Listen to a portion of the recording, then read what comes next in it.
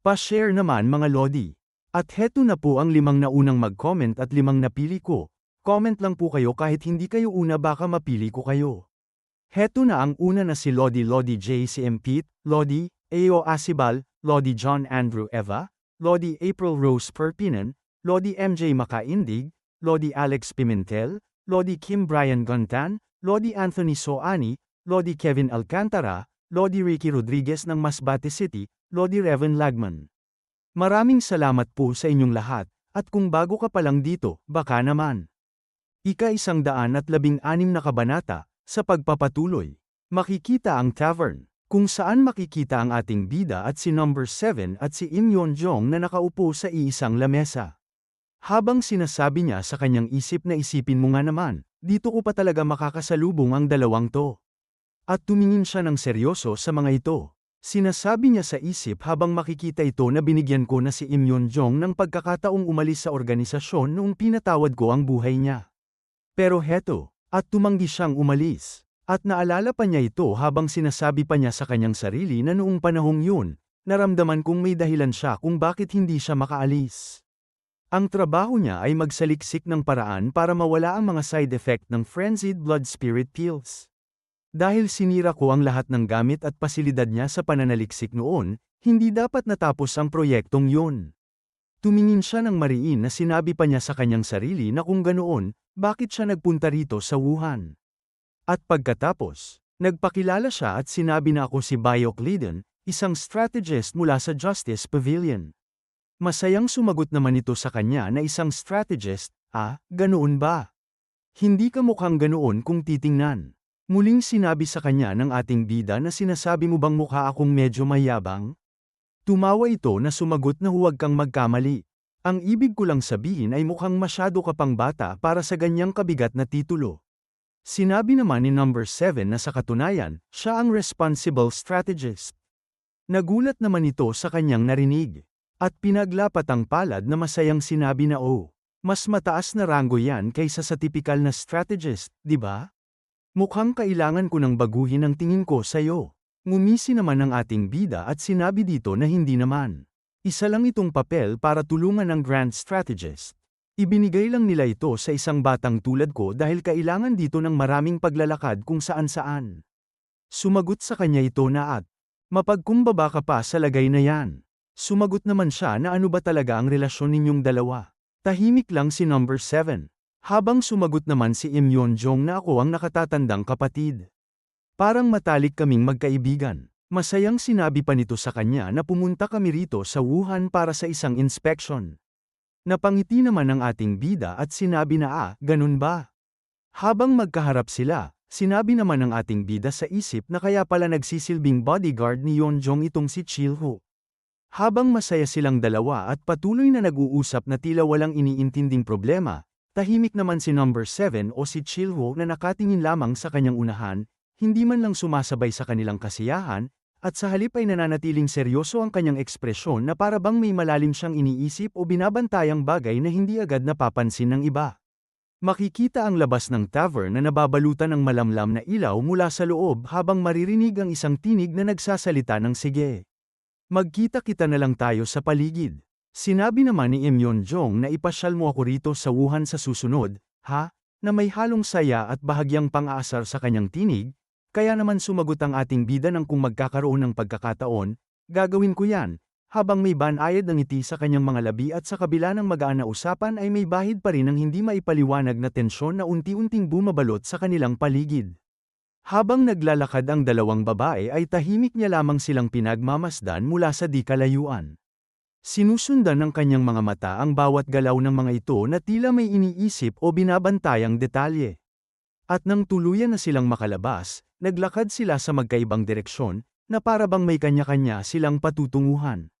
At sumapit na ang gabi kung saan makikita ang gusaling ito sa looban ng alliance na nakatindig sa gitna ng katahimikan, naliliwanagan lamang ng malamlam na ilaw na tila nagbabantay sa paligid.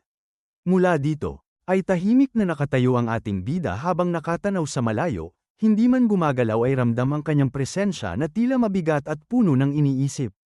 May seryoso siyang mga tingin habang patuloy niyang inaalala ang nangyari noong sinundan niya ang dalawang babae, At sa kanyang isip ay malinaw na bumabalik ang eksena kung saan pumasok ang mga ito sa isang tahimik na hardin sa labas ng lungsod ng Wuhan, na para bang may lihim na nagaganap doon na hindi basta-basta mauunawaan ng sinumang makakakita. Habang siya naman ay nagtatago sa likod ng isang malaking puno sa sanga, maingat na kinukubli ang kanyang presensya upang hindi mahalata, at naisip pa niya na maaari niya sana silang sinundan sa loob para mas makapag-obserba pa. Ngunit pinili niyang huwag magmadali at manatiling kalmado habang sinusuri ang sitwasyon. Habang nakatingin siya sa mga ito mula sa kanyang pinagtataguan ay lihim niyang sinabi sa kanyang sarili na dahil nandito sila, siguradong may kinalaman ito sa pagpili ng bagong Alliance Lord. At sa sandaling yun ay mas lalo pang tumindi ang kanyang kutob na ang simpleng pagkikita na ito ay may mas malalim na layunin na unti-unti pa lamang mabubunyag.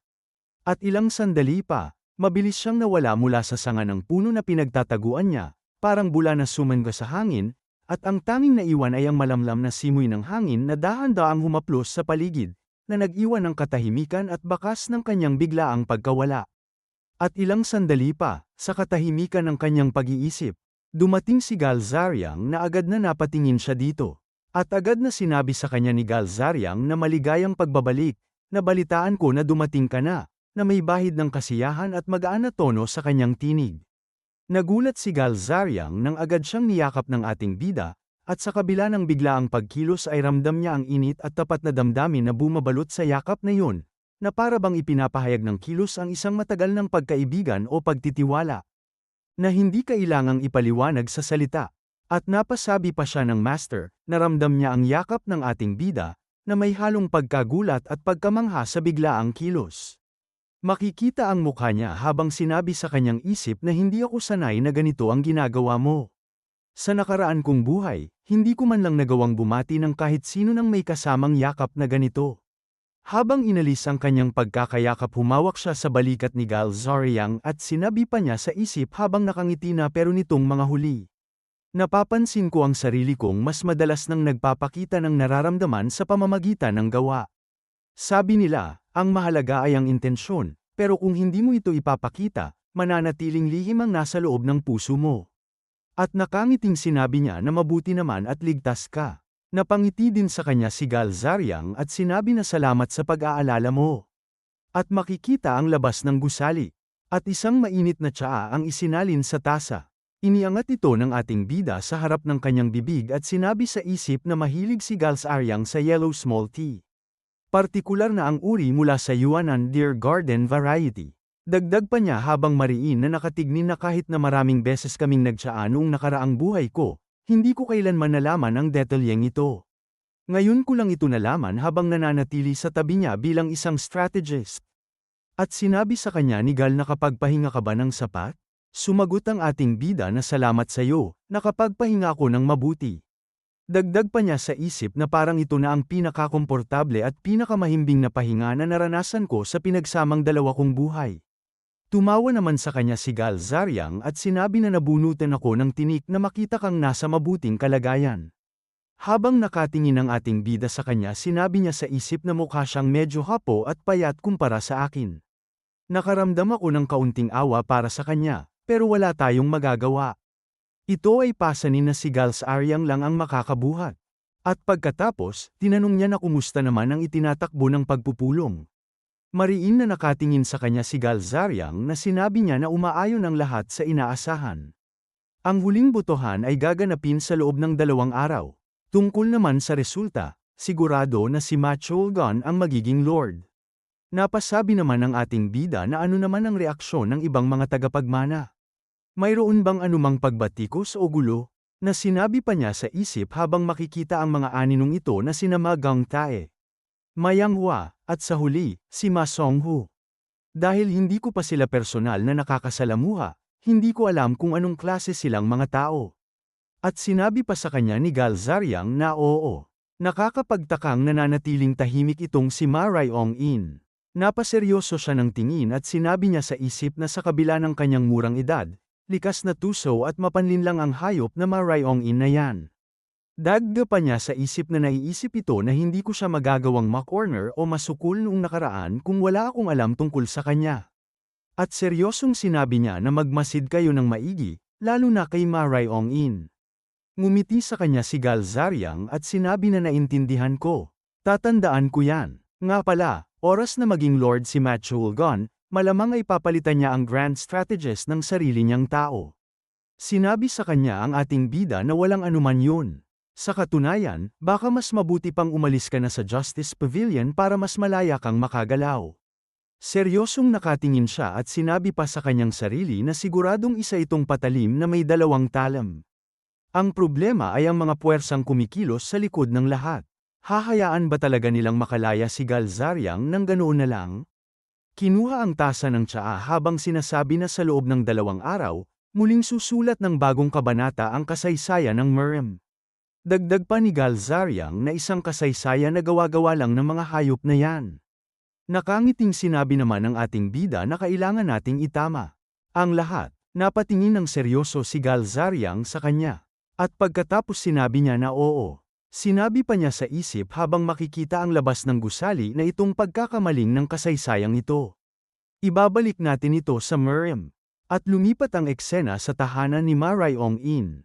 Sinasabi ni Kalbo na si Magang Tae na buwisit. Napakaswerte talaga ni Kuya. Tumugon naman ang babae sa kanya na si Mayang Hua na ang swerte ay isa ring talento, di ba? Nagkataon lang na napakatalentado ng panganay nating kapatid. Naiinis pang sinabi ni Kalbo habang nakatingin sa gilid na purong swerte lang yun. Anong talento ang pinagsasabi mo? Paano mo pa nagagawang kumain sa ganitong sitwasyon? Tumingin din ito kay Kalbo na si Ma Songho at sinabi na mauuna na akong bumalik at mananahimik na lang. Habang umalis ito, sinabi pa ni Kalbo na hoy, hindi pa tayo tapos mag-usap.